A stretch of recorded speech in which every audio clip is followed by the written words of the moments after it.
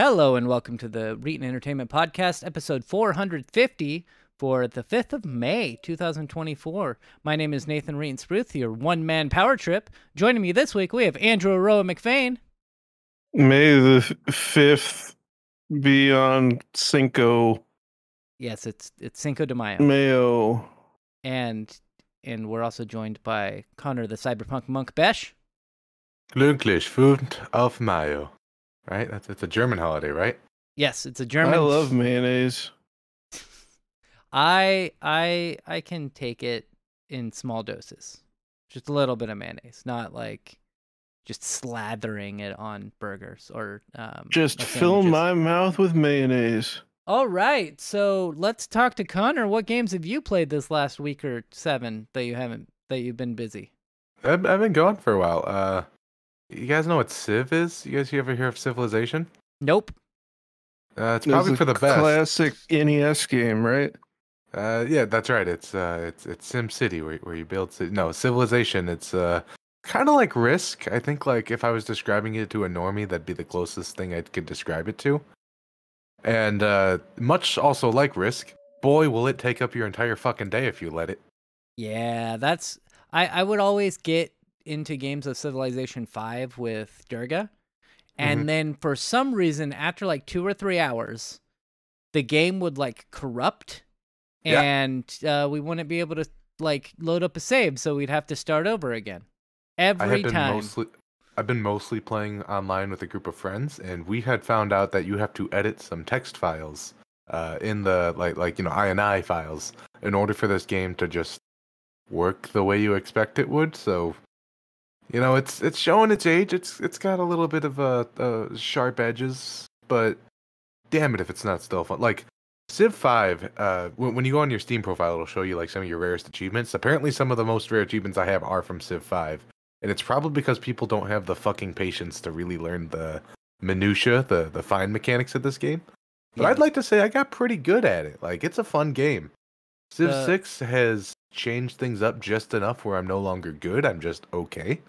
And I've been spending like every free breathing minute of mine in the last 2 weeks trying to get to that next step. And I think I'm just about there. My first experience with any Civilization game was actually a game called Alpha Centauri. Which that's a 4X game in space. Yeah, it's Civilization in space is what it is. And my uncle had it. So it was really dumb thinking back on it. But we did multiplayer, but you could do it local. So one person does their moves, and then we would have that person step out while like I did my moves, and then I would have to step out so that the next person could do what they were doing. It was very complicated and stupid, but that's how we did it. Yeah, that's exactly similar to that.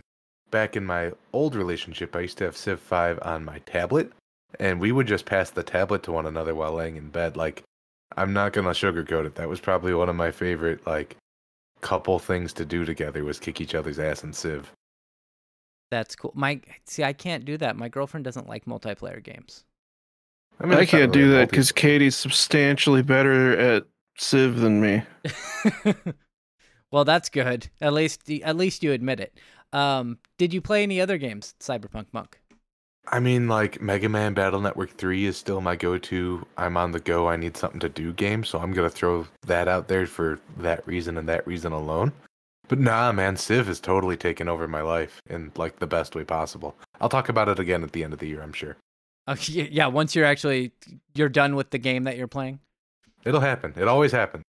And then Oro, what games have you played this last week? Almost entirely Vampire Survivors. just sitting there and surviving no vampires in the game. Yeah, it's the joke is still ongoing, and I kind of love that. But also, like, it's weird because, like, on the one hand, it's still very cathartic, but on the other hand, I can't deny that I wish that the game was a little more difficult.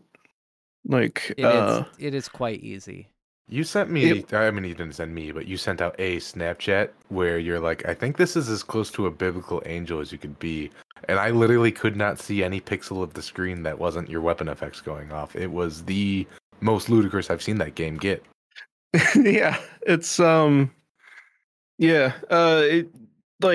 it's almost difficult for me to have any kind of challenge when playing it at this point.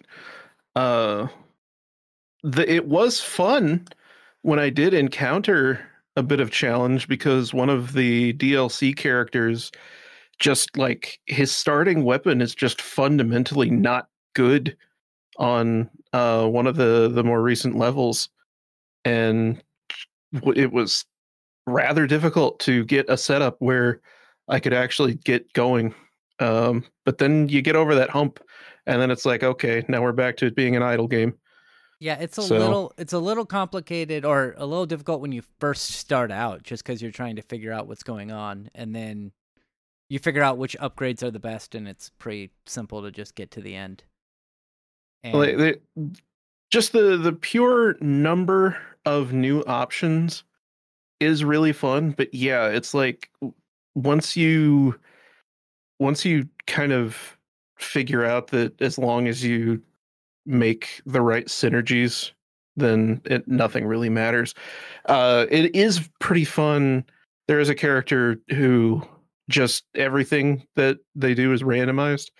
That can shake things up a bit, but it also helps with because with the new DLC characters, they have new starter weapons that you can only unlock by surviving for 20 minutes with them.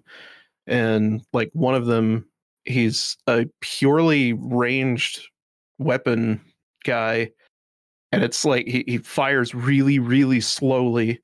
And I think the entire concept is that like his base weapon has a really, really strong attack, but it takes a good like 2 seconds to shoot, and it's just a single projectile. But then once you level it up, or once you upgrade it to or evolve it, whatever the hell it's called, it essentially just becomes completely fucking broken. It's kind of ridiculous, and that was a pretty fun character to get through. But again, like you do it once, and then it's just like, oh, okay, I've accomplished this now. But and then the most recent update added a stage called the Laboratory, and that one's pretty cool.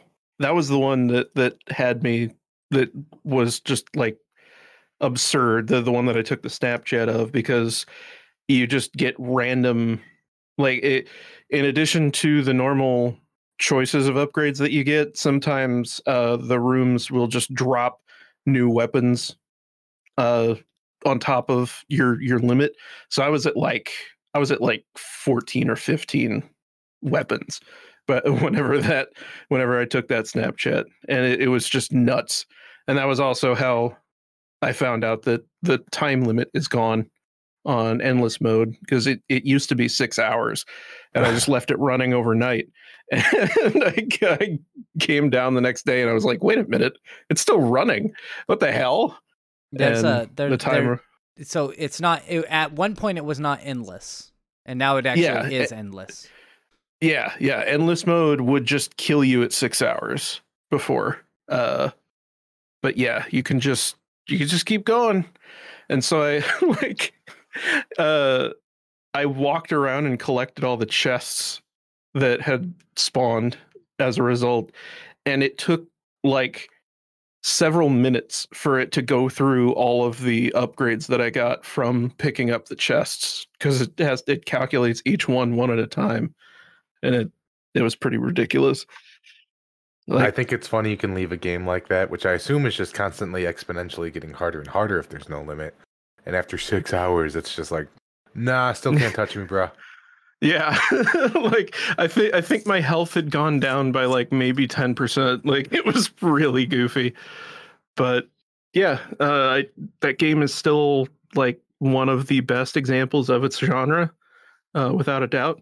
It's not as difficult as something like Death Must Die, but I think that's okay because it just has its own flavor of catharsis, and like the the way that the developer has a really big attachment to like ARG type stuff, um, just in hiding secret shit in the game, I find very fun, and that adds a lot to the replayability of it.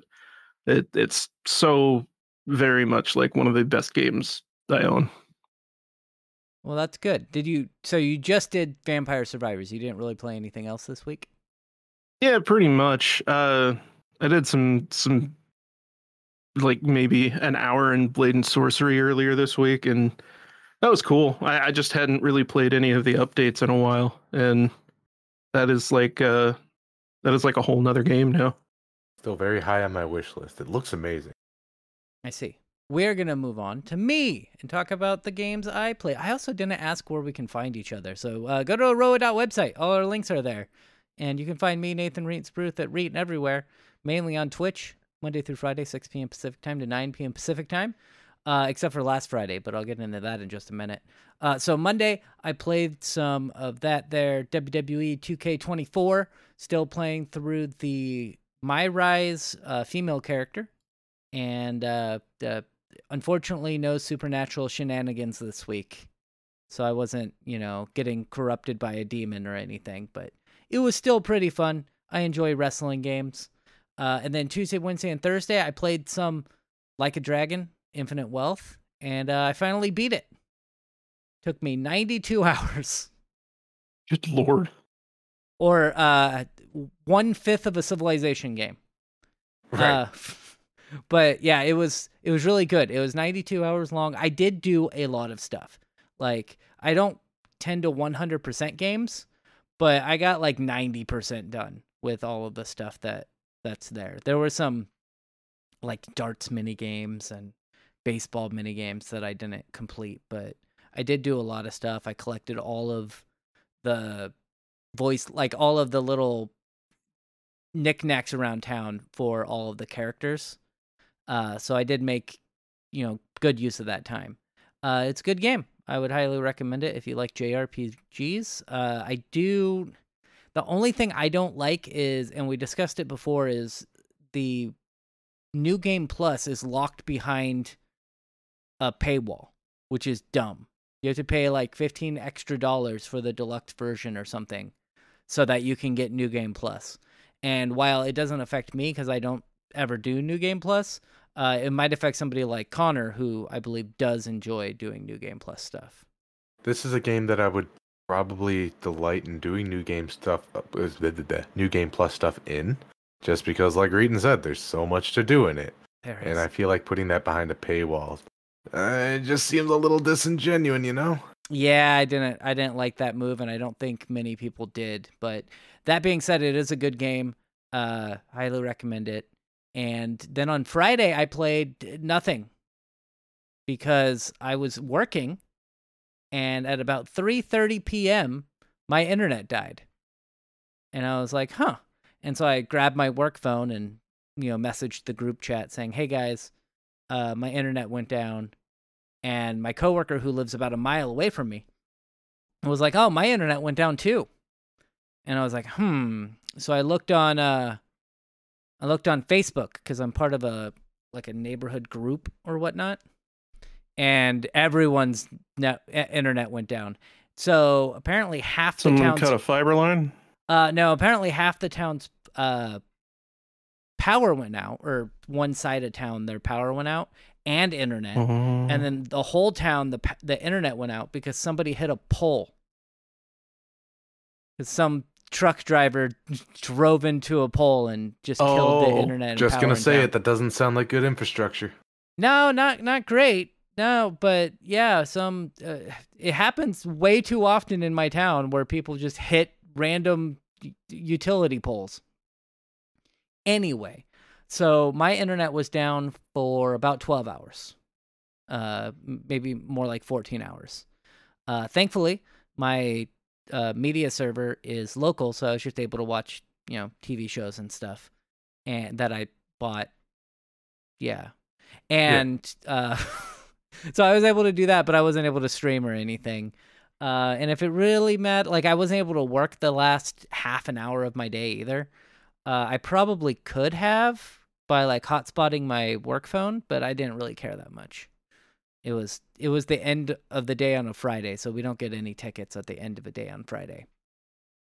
Anyway, so thankfully my internet's back up now. Everything seems to be working fine. Hopefully nobody hits a utility pole here in the near future. And we're going to move on to some news stories. The first news story is one that I just thought it was funny, and it kind of fits with what we talk about here. There's software glitches are fun, and this software glitch confused a 101-year-old passenger for a baby. So stupid. It's because apparently it doesn't handle triple digits very well. Right. The programmer in me is like screaming at my monitor right now when I'm reading this story. It's like the whole. This is kind of absurd. It's like the whole Y2K thing, where that's very similar. Yeah, where they made all of the stuff in like the 70s and 80s, and then didn't like account for the fact that in 20 years it was going to roll over and be the year 2000. So they're like, oh shit, what's going to happen? And like they thought planes were just going to fall out of the sky and stuff, but everything was okay. This is from TechSpot. Apparently this lady is named Patricia, who was born in 1922. And the American Airlines system is unable to recognize the year of 1922. So it continuously defaults her date to 2022 because it can't go back that far in the past. What would you do? What would you do, Connor, to make it recognize that date? I would have a seat with whoever it is who's doing the design document, and I would say, listen, do you or do you not believe that people can be older than 99 years old? And if they say anything other than yes, I get up and I walk out of the room. Because I have a weird feeling like somebody should have reviewed this. Somebody should have said, well, what happens if they're a little older? Yeah. And the answer is you do testing for this sort of thing. This should have been, somebody should have caught on that this was happening before it left production. Yeah. Or before you enter, you know what I mean? Yeah. It is kind of insane, right? That like, this implies that no one over the age of 100 has ever flown on American Airlines.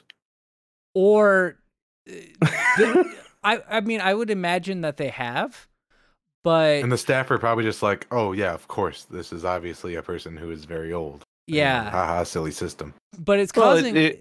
It's probably like rare enough, yeah. Yeah, I would imagine it's rare enough that they just don't run into it often, and this is the first time somebody's complained about it. Or, you know, made note of it. It says that this has happened multiple times because she flies a couple times a year. It says the latest incident took place on a flight between Chicago and Marquette, Michigan. BBC cyber correspondent Joe Tidy was on the same flight. And it says the same thing happened last year, and they were also expecting a child and not me. That's what Patricia told Tidy. This was despite her being booked under an adult's ticket rather than a child's. It says that she flew every year to visit her family to avoid cold winters. And she's been traveling on her own until the age of 97, at which point she needed help from family members, which makes sense. You're 97. Like, it's amazing that you made it to 96 traveling on your own without help. Good for you. It has caused problems for her because they don't have like a wheelchair available because they expect her to be a baby. So they don't get a wheelchair available for her. In the last paragraph is another thing I find hilarious. It says, another airline system error that mistook adults for kids almost had dire consequences in 2021. A flight from the UK to Spain took off more than a ton heavier than expected because female passengers using the title Miss had been mistakenly identified as children. You see, this is why it's really important to do your testing, because the weight of every person on this ship matters. Yeah. It ain't going to take off if everyone's a full-hearted American.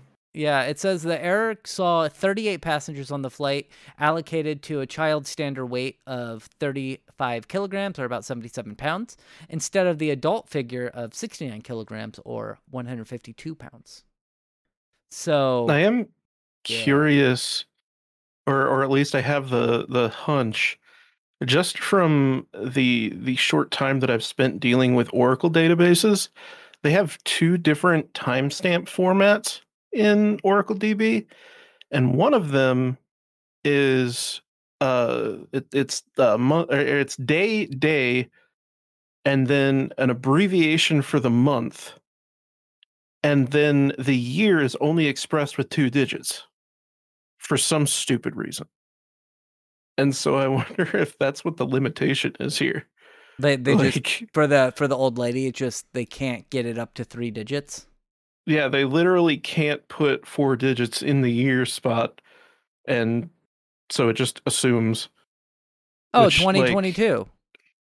Yeah, I don't know why that date format exists, frankly, other than, like, I guess it saves a very marginal amount of data. Yeah, serialization of data. But it's not 1980 anymore, motherfucker. Yeah, like, I think we have enough memory and storage to be able to hold that data. Maybe. But yeah, so hopefully they fix it. Patricia does say that she's going to be flying again this fall at the age of 102, which, Jesus Christ, lady, good for you. I hope she lives a long time. It is a goddamn miracle that she is alive. She's alive and lucid, and the fact that she has the cognition to be like, this is bullshit. Like, yeah, you're goddamn right it is. Yeah. I'd like them to fix the computer. My daughter had to carry all our luggage in a apparel a mile. Like that's actually something she said. Yeah. You remember who your daughter is? That's amazing. Yeah, she was like my great grandma lived to be 99, and she was pretty lucid until she was about like 97 years old, which is pretty freaking good. Like she was still out there like sending me birthday cards every year until she would like hit like 95, 96. So this lady is beating my great grandma on that, because my great grandma only lived to 99. Anyway, we're gonna move on, talk about our next story. This one I brought in especially for Aroa, because I know how much you love Sonic the Hedgehog. It's true, and I like, as soon as I saw this, I had to look through it because I was like, oh, what the fuck? Yeah, this is It looks like a couple of them have been deleted. Yeah, I do remember what they were though. Yeah. And essentially what I think happened here was that Google has started trying to use AI to create advertising that is like relevant to the kids, and it failed absolutely fantastically miserably. It was great. It was amazing. So yeah, they basically went on to Twitter and were like trying to do like some Sonic facts, and I think it's in line with the new TV show. There's a Knuckles TV show that came out, and so they're like, oh, we're gonna hype up Sonic, and then they tried doing some factoids on Sonic, and they were all incorrect. Every one of them was incorrect. Can you go over some of the incorrect tweets? So the first one, 1991 Sonic. The cover, rotund, husky, still fast as lightning. The actual game, 8-bit glory. On the Sega Genesis? Yeah, you know, the 8-bit game on the Sega Genesis, released in 1991. That's legit. Yeah, that sounds about right. I don't remember all those that being things that are. It's not like the main selling point for the Sega Genesis was that it was a 16-bit console, and that the original Sonic the Hedgehog came out in 1992. You know, and I don't know if I would say rotund is necessarily accurate. I also wouldn't say that he was fast as lightning, but you know, that was that was kind of the gimmick. They were like, oh, blast processing. But yeah, I mean, it was faster than like Mario sometimes, but I wouldn't say fast as lightning. Anyway, what's the next tweet that they had? So the next one was 1996 Sonic. Are those Mischief boots referring to the Big Red Boot campaign that Mischief did? Because all they do now is just rehashes of their previous things, but that's a different complaint that I have.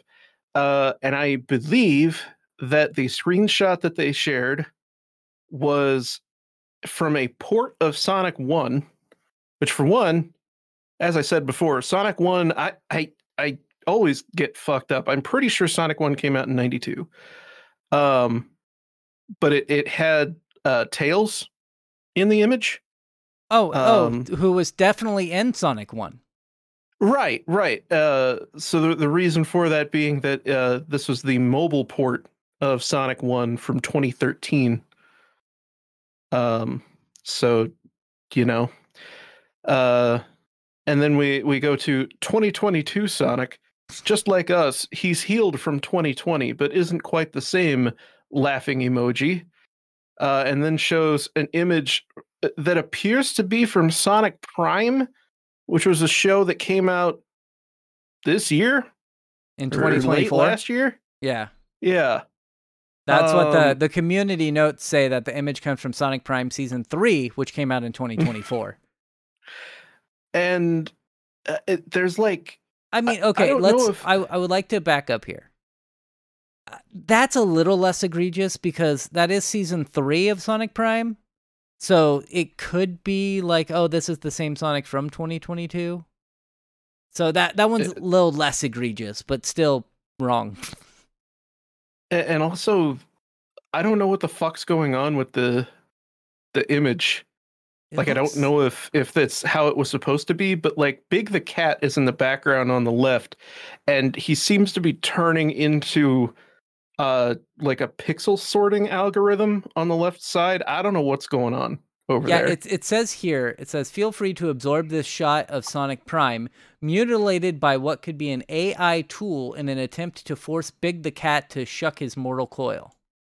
I kind of wonder if maybe like Sonic wasn't quite in the middle of the frame in the original shot and they extended it out using AI. Oh, that could be it, yeah. So weird. Yeah, it is really bizarre, and I don't know why. I don't know why any of this. And then the official Sonic the Hedgehog Twitter was like, "What are you doing?" Just all lowercase. What are you doing? Yeah, like I love the official Sonic Twitter account. They're great. Yeah, I've said for so long that I wish that they would just let the social media team just run with the writing for the games. But yeah, it says well, here, hey, that's how we ended up with the murder of Sonic the Hedgehog, and it worked great. The what? The murder of Sonic the Hedgehog, the game train murder mystery or something like that. Oh, okay. Yeah, that was all done by the social media team. Oh, nice. It does say here at the last paragraph, it says, apparently, as another Twitter user pointed out, this isn't the first time Google Play has been mistaken about Sega's mascot. In 2020, the company shared a post that challenged users to guess the name of a game based on a blurry GIF and a musical jingle. The game was obviously Sonic the Hedgehog, but it was paired with a pixel tune that existed nowhere in the franchise. Someone later discovered where the song came from, and no, it had nothing to do with Sonic. Apparently, they messed up again. So they had a song, and they're like, "Hey, this is a song from Sonic," and it wasn't. It was from something else. And Can you click the link? Because I can't. I clicked the link, but then it links me to a YouTube video, and I don't want to play it. So I don't want to play it because I don't want it to come over the no, I know. Speakers. I know. Hold on. Yeah, I gotta turn off my fucking blocking for 30 seconds. I can link you to the YouTube video. Well, it's too late now. I already turned off blocking. What the hell? What the fuck? Yeah, that's why I was like, I don't know. The name, it's a Q topic. It's Chandoy. That's like Filipino or something like that. Yeah, that's why I was like, the heck? How did that even happen? What the fuck? Yeah, Google is they should not do that. They should not do that. They shouldn't use AI to try to make up Sonic facts. But we are going to move on to our next story. This one is bad, and a lot of people are very upset about it. It looks like Helldivers 2 is starting to require people to have PlayStation accounts to be able to use Helldivers 2 on the PC. And I have some additional info for this once we get through the initial part of how bullshit this is. Well, I mean, it's just bullshit because let's say you don't have a PlayStation, you don't want to have a PlayStation it's more than account. that. Oh, I know, I've read about it too, but I'll let you complain about it. Well, Connor's the big Helldiver boy, so I think he should. I can talk about it if we need. So. Yeah, it says here. The official statement, it says, due to technical issues at the launch of Helldivers 2, we allowed the linking requirements for Steam accounts to a PlayStation Network account to be temporarily optional. That grace period will now expire. See details below for this, but that is very like... I have changed the deal. Yeah. Account linking plays a critical role in protecting our players and upholding the values of safety and securing provided PlayStation and PlayStation Studios games. This is our main way to protect players from griefing and abuse by enabling the banning of players that engage in that type of behavior. It also allows those players that have been banned the right to appeal. You're going to cost a lot of sales and possibly refunds because of this. That's the main priority for you as a company is money. And this is going to cost you money. It says as of May 6th, which is tomorrow, all new Helldivers 2 players on Steam will be required to connect their Steam account to a PlayStation Network account. Current players on Steam will start to see the mandatory login for May 30th and will be required to have linked to Steam or PlayStation Network account by June 4th. PlayStation Network accounts are free and easy to set up using this link, blah, blah, blah, blah, blah. We understand that while this may inconvenience some of you, this step will help to continue to build a community that you are all proud to be a part of. Many thanks for your continued support of Helldivers 2. Here's the thing. I don't it doesn't affect me because I have a PlayStation account. I think I linked my PlayStation account when I started up Helldivers 2. It didn't matter to me. But again, it should be optional. It shouldn't be a requirement. You're buying the game on Steam. And it especially shouldn't be a requirement in places where the PlayStation Network doesn't exist. Yeah, that's the big one for me, is people who have been enjoying this game. Sure does suck to be them, doesn't it? I sincerely hope that they reverse this decision. And with all the backlash that they're getting, they might just do that. You say that, right? I know that they pulled the game. Yeah, from 116 countries. Jesus. That's so... the developers are fucking pissed. You mentioned last week, it's a story that we tell all too often on this, is where the Shadow of Mordor game, or Shadow War, whatever it is, they're like, hey, this is a good system we got here, and a developer kicks in the door and is like, hey, make it microtransactions instead. And everyone in the room is like, don't do that, you'll kill the game. And then they just do it anyways, and oh look, the game died. It wasn't a good game. And boy, do I just like Helldivers too much to see it happen to that too. It's gonna breaks my heart, man.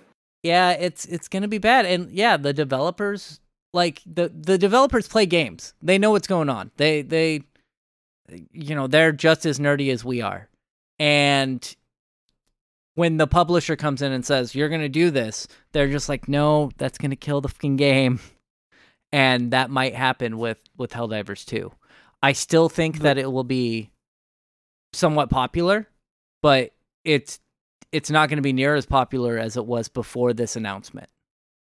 I mean, this is absolutely destroyed its rating on Steam. And I know for a fact that like it's undoubtedly going to recover from this, but like you say, it's not going to be anywhere near what it was, and that is purely because of how many people are going to see that they can just kind of change the deal whenever they want, and like Sony doesn't give a shit.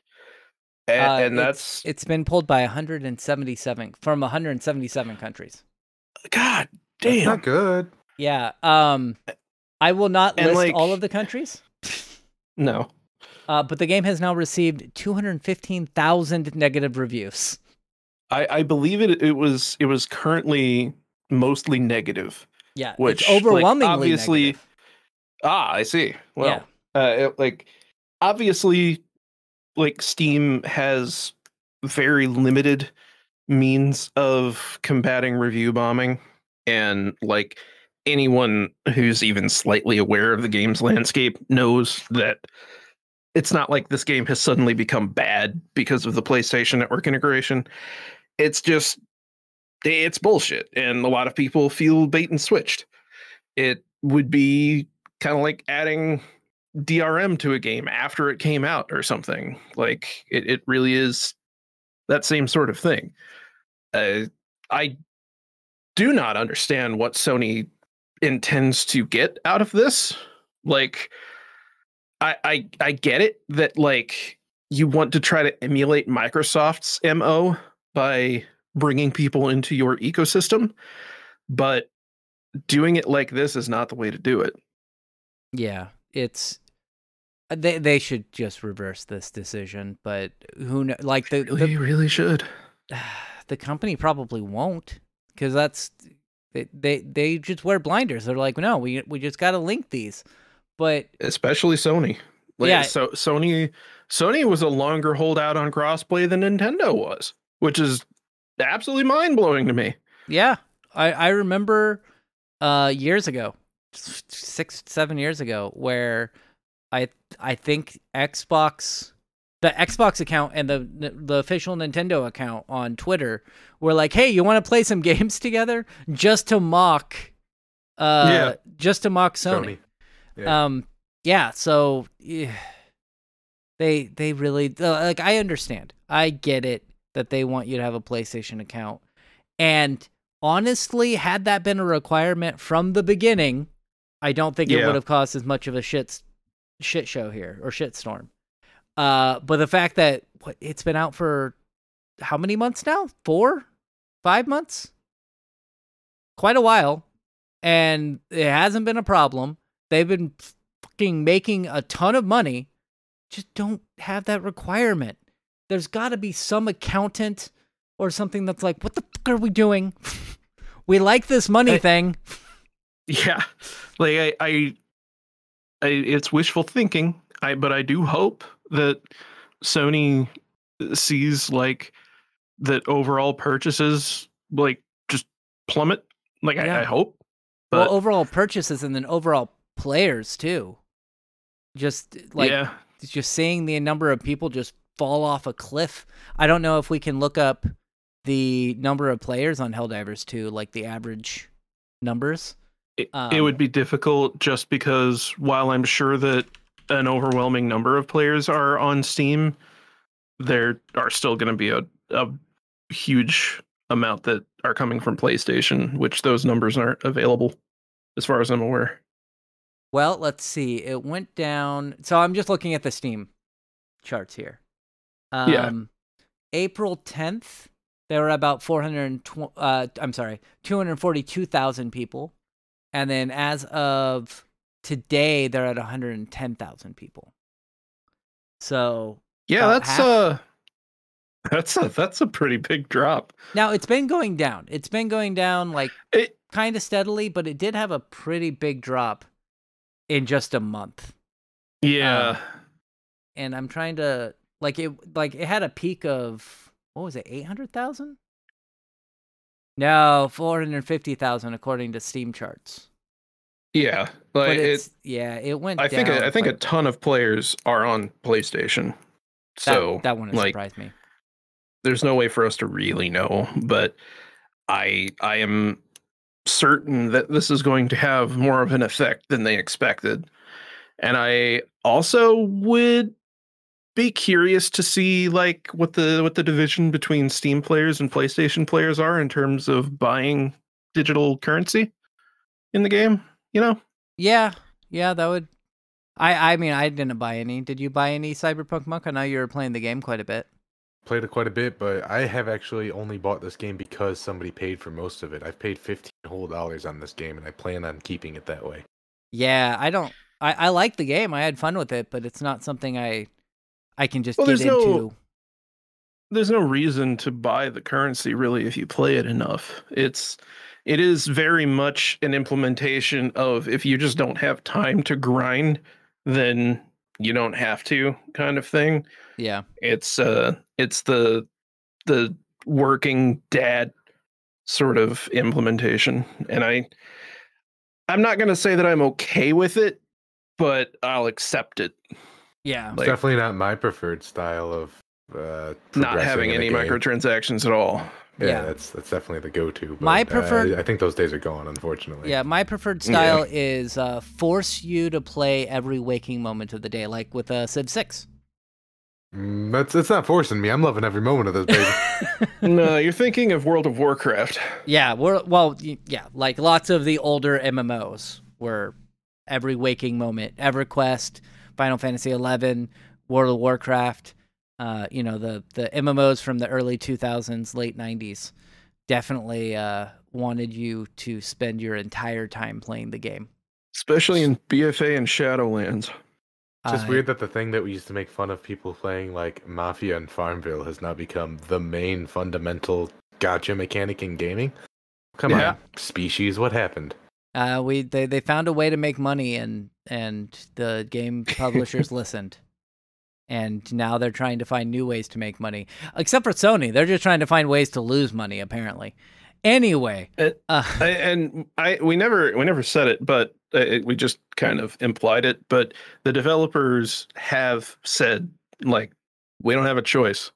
Yeah. Like at the end of the day, it doesn't matter what we want because there's nothing we can do about it.